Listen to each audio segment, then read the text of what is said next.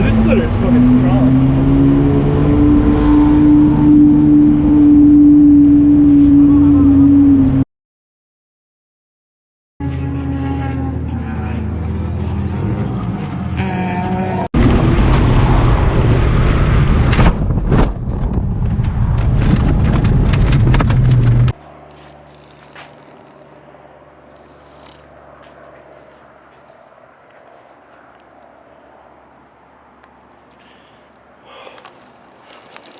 So guys, we're leaving for Buttonwillow Raceway. So this is going to be the track video and the wing video, because we're actually picking up the wing on the way. We just detour south to San Diego to get the wing, which was on, got delayed a bunch of times because of resin shortages. So I did mount the stands. If you saw it, there's like 2 black posts. They're chassis mounted stands, and then we're going to get the wing. So it's 5.5 hours to San Diego to get the wing, and then just under 4 hours from San Diego to Buttonwillow, which is 2 hours north of Los Angeles.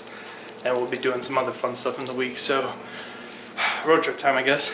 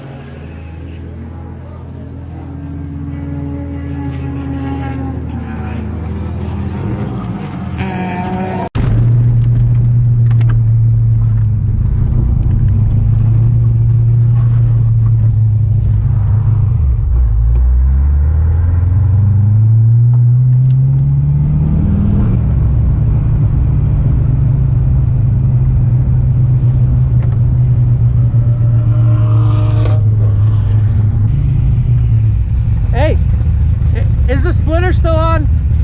Splitter? Yeah, is it fine? I would double check with the guys up front. Alright. But it looks like it's supposed to be on there. Okay. From this side. Okay. Yeah. Is the splitter still on or no? Is the splitter still on? The front? Yeah, it is. Oh wow.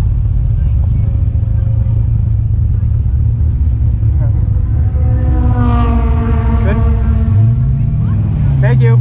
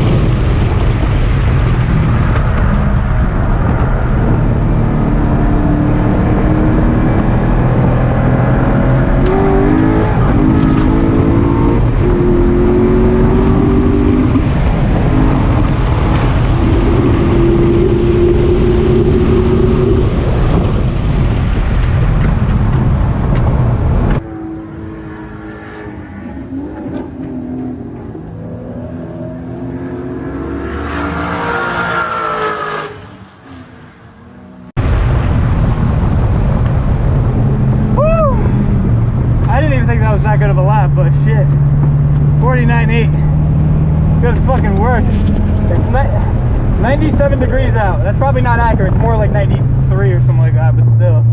Woo!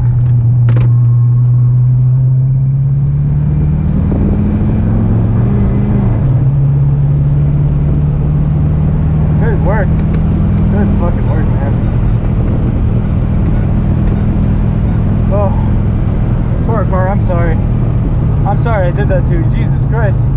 I'm so surprised you did not break or anything. If that was the Lotus, that shit would have crumbled apart. So there's actually, I have a battery charging box, and it's been swinging around. It's stored in a secret compartment. But I guess when I did that, it flew out, and it's been bouncing around my truck this whole time. Every time I make a corner, that's all I hear. Oh, absolutely insane.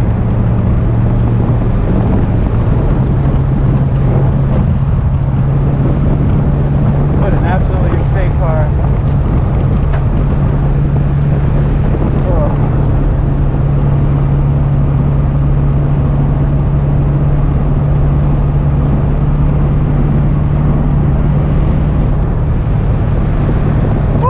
I'm so surprised that thing is, I haven't gotten out of the car and seen, but I literally was like, yep, I probably ripped off an AN line, broke my oil pan, destroyed the splitter, maybe cracked something else.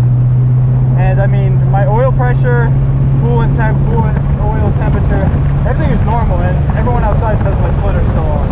So I have no idea how, but I'm sure I baked something up. It was probably more the frame, but I don't really care about that as long as it's not totaled, I guess. That would be the wording.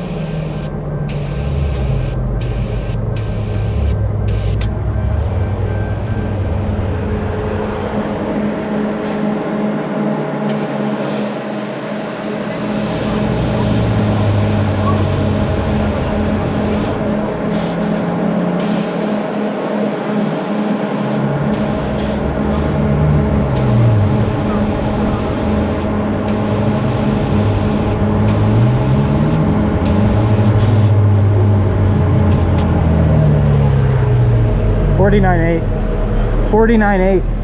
Wow. That fucking lap I threw away would have been like a 48 or 47. Yeah, that was a little scary. Yeah, dude, I'm so fucking surprised. Like, I was literally like, oh yeah, like it probably ripped the oil pan off, ripped the lines. No, I like it's fucking. Yeah, I know. So guys, as you can see, we are home after this track day, this crazy track day.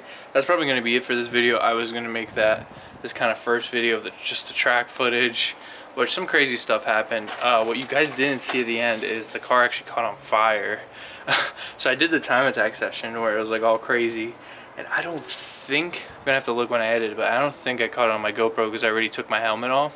But as you guys probably saw, I loaded the car onto the trailer, if the GoPro was still recording, and I immediately got off from the 2 laps of the time attack. It was like 102 degrees out, which I really shouldn't have driven the car when it was that hot, because Corvettes, their main flaw is just there's just too much stuff packed in the engine bay too close together, and it just gets way too hot. And especially if you live somewhere where it's over 90 degrees or over, I don't know, 35 Celsius. For the foreign people, it gets to about like 45 Celsius here. It's absolutely hot as hell. No humidity though, but still very hot. And basically what actually happened was my clutch bleeder line, so it's what comes out of the slave and that's what you bleed, and it's extended so it makes it easier to bleed. The braided metal line runs next to the left header, and I always looked at that line and everyone's like, no, it's braided steel, it's not going to melt. And I was like, no, you can still melt steel lines with enough heat. Basically what happened is I got off from the time attack, drove onto the trailer because I was just going to load up and go home like an hour after, and I'm sitting there and I'm like, okay, done, loaded up everything. Went to clutch in to put it into gear before I turn it off, and the clutch just went to the floor and it would not come up. I'm like, okay, clutch is gone. I see a little bit of smoke coming out the left side of the hood. I'm like, okay, so the line probably popped and that fluid is now on fire. So I got out of the car and I just put it out with a fire extinguisher, and then I hosed down the whole engine bay because that fire extinguisher stuff is corrosive. It was like a fire that was like, I don't know, like 6 by 6 inches, if you want to give a fire dimension. It didn't damage anything else. I already checked, it is the line that's melted. The line might be very hard for me to replace because it's bolted to the slave cylinder, and the slave cylinder sits inside of the torque tube, which is basically like the trans tube, because the trans is actually in the rear on a Corvette. Then there's a big torque tube with the drive shaft that connects the engine to the trans.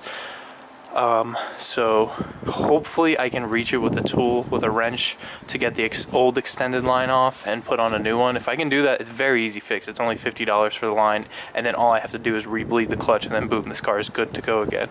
But so it was quite eventful. I didn't record the podium, but I did get first place in the race class as well as first place overall. I ran the fastest time by a lot. Second place in race class was a 152 by a Porsche GT3 RS, a new one. It was like a with aero and stuff. Fourth place I think was like a GT350R Mustang with aero. That was a 154, and everyone else was like 157, 158, 2 minute and up. I ran a 149. So anything like 2 minute under, I'd almost considered fast, or used to be considered fast, like back in the day. Now it's kind of like all the top time attack cars are running like mid 40s. So I just wanted to do a sub 50 in this car. When I came there last with the Lotus, I did a 154. That lap is available on YouTube. You can kind of just watch maybe both the Corvette and the Lotus lap, and you can see where the Lotus is faster through certain corners where the Corvette just hauls ass. But I wanted this to be this part of the video, so hopefully you guys like this wing. It's sick, and in case any of you are wondering, this wing does fully function. Nothing on this car is just for looks, except, I mean, the livery.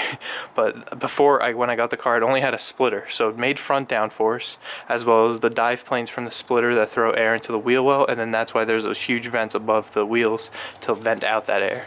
So there's good front downforce, but I had no rear downforce. So through high-speed corners on the track, what would happen is the rear end is very light in braking and in high cornering, because the front is only being pushed down, not the rear. So it really needed a wing. This wing is incredible. It's actually based off of a 2005 Williams Formula One airfoil design. It's like a very low drag wing, like low drag meaning it doesn't rob a lot of horsepower at high speed, but it makes a shit ton of downforce. Like I think I'm on 8 degrees of angle attack, which is the wing angle, and it's like making, I think at 80 miles an hour, it's making like 220 pounds of downforce, and I think at 100 miles an hour it's something like 310, 320 pounds, which is a ton for just a small airfoil that's that. Normally they'll be big, like long, and then that's where you get more drag and stuff. So it's a very, very efficient wing that's full dry carbon, very light. It's chassis mounted, that literally if I can go stand on the wing, like I can literally go stand on the wing and nothing would happen at all. Like, it's very strong. But so it worked. Had a little bit of a problem with the car. Hopefully you guys like the next video. I'm going to be hanging out with the Need for Speed M3 GTR. Sadly, we didn't get to do too much content because of the car being broken, because obviously I went to Los Angeles after this track day and I hung out with him. I still hung out with him and went to the meet and went to the show, but still, just I was hoping to take the car off and actually use the car around LA with him and take pictures and stuff. But I got a few pictures and videos just with the car on the trailer and his car next to it. But you'll see the guys in the next video, which will probably come out a few days after this. But yeah, but I'm basically done with track stuff for about 2 to 3 months because of the summer. I can't really chase my the lap times that I want in this heat, because basically you're automatically gonna go 1 to 2 seconds faster when it's like 60-70 degrees versus 90-100 degrees, because I did that 149 when it was like 93 Fahrenheit outside. So it's good. Granted, the car could realistically do a 46, 47, just I'm not used to that track. It's my second time there, and it's a track that really demands seat time. So the people that go to that track a lot are ones that will run it just naturally faster. And I know most tracks are like that, but Button Wheel specifically, because there's a lot of, you'll see in the footage how aggressive I am hopping some of the corners and cutting some of the corners, and that Button Wheel kind of requires that to get those fast lap times. You really need to like put your car into positions where you're like hopping shit, basically, and like just driving insanely aggressive that you wouldn't need to do on certain tracks, where other tracks are like just drive smoothly, you know, hit the perfect lines. Now Button Wheel, the lines are like, yo, you gotta jump bus stop, and it's like just jump over the apex and get your front left wheel air. But thanks so much for watching, guys. So I'll see you guys in the next video with the most wanted M3 GTR.